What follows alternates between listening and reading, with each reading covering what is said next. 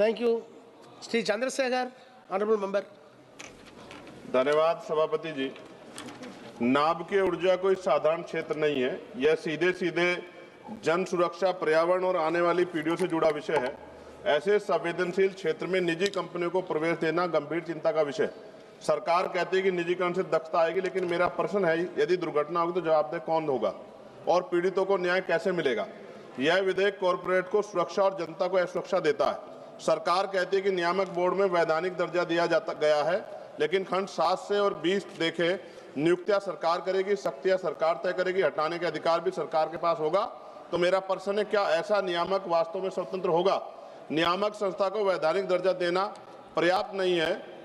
सवाल यह है कि वह सरकार और निजी कंपनियों से स्वतंत्र होगी। सभापति जी, हम SC/ST के प्रतिनिधि के तौर पर यहाँ हैं। पिछले जितने सेक्टर प्राइवेट हुए हैं उनसे SC/ST OBC के कर्मचारियों को चुन चुन कर निकाल दिया प्राइवेट सेक्टर के लोगों ने। तो जब ये प्राइवेट हो जाएगा, निजी क्षेत्रों में चला जाएगा, SC/ST OBC कर्मचारियों के अधिकार की रक्षा होगी, इस बात की गारंटी सरकार को देनी चाहिए।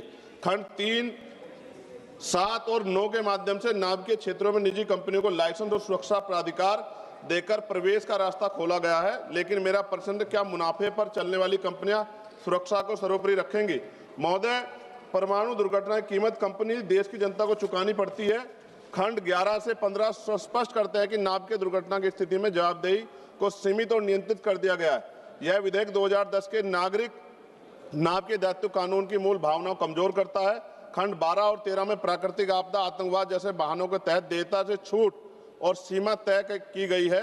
खंड 14 सरकार की देयता को भी सीमित करता है। नाभ के दुर्घटना का प्रभाव सालों तक नहीं बल्कि पीढ़ियों तक रहता है, लेकिन यह विधेयक पीड़ितों के अधिकारों पर कानूनी कैप लगा देता है। महोदय, खंड 15 के अंतर्गत निजी संचालकों के लिए बीमा अनिवार्य, लेकिन सरकारी नाभ के प्रतिष्ठानों को इससे छूट दी गई। ये दोहरा मापदंड क्यों?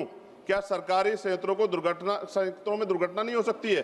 खंड 5 और 25 के तहत यूरेनियम, थोरियम अन्वेषण और संवेदनशील गतिविधियों पर केंद्र सरकार का पूर्ण नियंत्रण स्थापित किया गया है, लेकिन विस्थापन, जल प्रदूषण, रेडियोधर्मी कचरे पर स्थानीय जनता की सहमति और पारदर्शी जन सुनवाई का कोई मजबूत प्रावधान नहीं है।